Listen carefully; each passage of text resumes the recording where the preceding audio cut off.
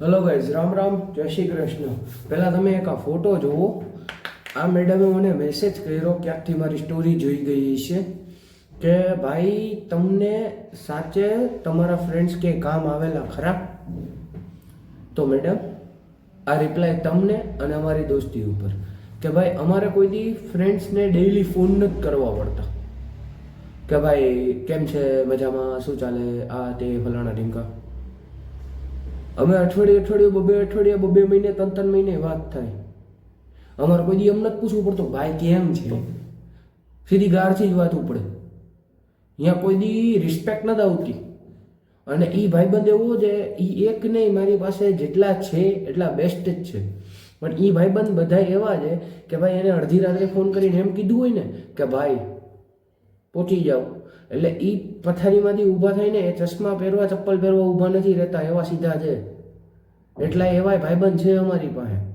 અને ક્યાંય કામ આવેલા એ બધી જગ્યાએ કામ આવે. તમે યાર એ છોકરીઓ છે ને, તમે બધા હજી એમ કહો કે અમે તમારા ઘર સુધી કામ આવશું. આ પોલીસ સ્ટેશન હોય, હોસ્પિટલ હોય, કે રખડવા જવાનું હોય, શમશાન હોય, શમશાન યાત્રા હોય, બરોબર, ઘરમાં બેનના લગ્ન હોય, બેનના ઘરનો પ્રસંગ હોય, કોઈ પણ જગ્યાએ એક ફોને હાજર થવા વાળા એ બધા. જેવી તેવી વાત નથી ભાઈબંધની. ભાઈ આ બધા ભાઈબંધ એમને એમ નથી બનતા. અને કોઈ દી આજ સુધી અમે ભાઈબંધ શબ્દ નથી વાપરો, નથી એના નામથી બોલાવ્યા. એક જ શબ્દ ભાઈ. ભાઈ ક્યાં જો, ભાઈ અહીંયા જો, ભાઈ હાલ આવ્યો. તમે બધા છે ને આખી વાત એક્સપ્લેન કરવી પડે કે ભાઈ આમ થયું છે, આમ થયું છે, ફલાણું થયું છે, ઢીમકું થયું છે. અમારે કોઈ એક્સપ્લેન ન કરવી પડે. અમે ખાલી આમ જોઈને એટલે સમજી જાય કે હા ભાઈનો આજે મૂડ નથી, ભાઈ આજે ક્યાંકથી હટકાઈને આવ્યો છે. અમારે કોઈ દી કોઈને એક્સપ્લેન ન કરવું પડે કે અમારી યાર આવું થયું છે, કે અમારી યાર આમ થયું છે. અમે કદાચ ગમે એવું થયું હોય ને, અમે ખાલી એક ફોન કરીને ભાઈ આમ થયું પહોંચી જતો, એટલે એ ભાઈ પહોંચી જાય. કામ આવેલા નહીં, કામ આવેલા છે ઘણી જગ્યાએ. અને અમારા ભાઈબંધના ગ્રુપમાં, અમારા ભાઈઓના ગ્રુપમાં એક જ વસ્તુ કોમન હોય. જે ભાઈ ઘરે, અમારા ઘરે આવીને સોફા ઉપર બેસીને સીધો સાધો સિમ્પલ હોય ને, એ સૌથી મોટો હરામી હોય અમારા ગ્રુપનો. એ અમારા ઘરે આવીને એ સીધો જ રહીએ. તમારા ભાઈ, તમારી બેનું છે ને, તમારા ભાઈને જોઈને જેમ કહીએ કે આ તારો ભાઈ સારો છે. અમારા ગ્રુપનો નિયમ છે. અરે ભાઈબંધનો કોક બીજો ભાઈબંધ હોય જેને અમે પહેલી વાર મળ્યા હોય, એની બેન હામી આવે ને તોય અમે એને બેન જ કહી દઈએ. એને અમે એમ નથી કહેતા કા કેમ જે એમ. કારણ કે એકવાર ભાઈબંધની બેન આપણી બેન થઈ ગઈ. અમારા ફોનમાં હજી કદાચ ભાઈબંધની બેનના નંબર એ બેનના નામ જ સેવ હોય. વધીને એ ભાઈનું નામ સાઈડમાં લગાવ્યું હોય કે ભાઈ આની બેન એમ, પણ એ બેનના નામ જ સેવ થાય નંબર. એના મમ્મીનો ફોન આવે કે બેટા આવતો તો અમારે અહીંયા પહોંચી જ જવાનું હોય.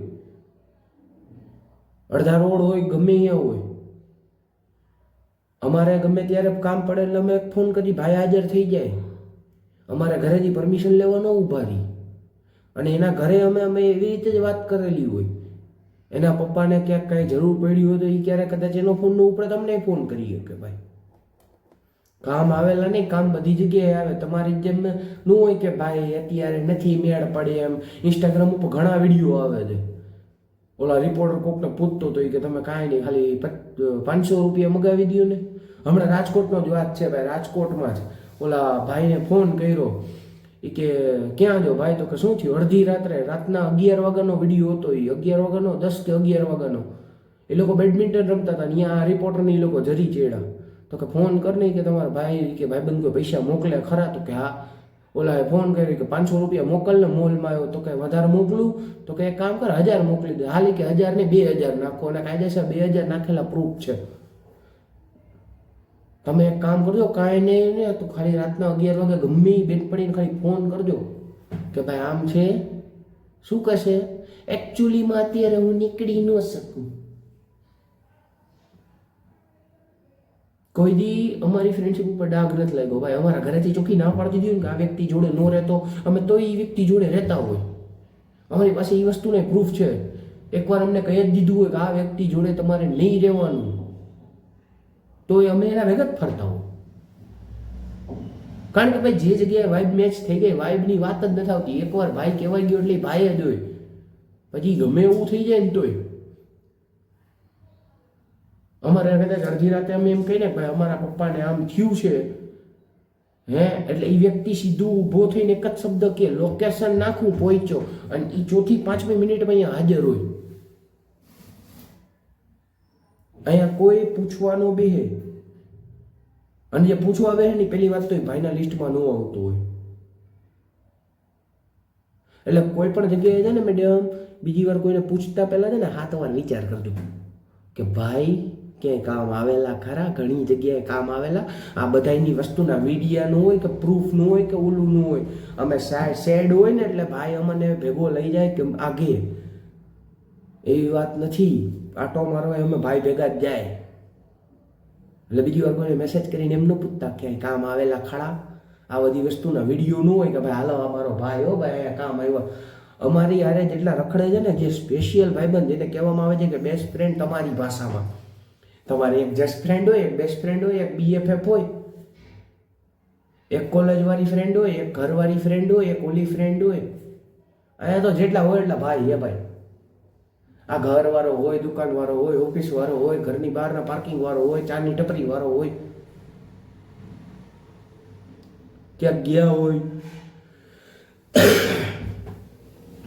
આ તો અડધા આમ હોય, અડધા આમ હોય. આની યારે આમ નહીં બોલવાનું. મારા ફ્રેન્ડ હારે મારે બાજવાનું થયું તો હું એની યાર ન બોલું. અમારે બાજવાનું થાય ને તો ત્યાં ચા પીને પૂરું કરી દઈ. અમે નો સોરી નો થેન્ક યુ હોય. અમે થેન્ક યુ કંઈક ભૂલે ચૂકે એમ કંઈ થેન્ક યુ એટલે આવડી આવે અને કંઈક ફેરવીને લક કરતી આવે.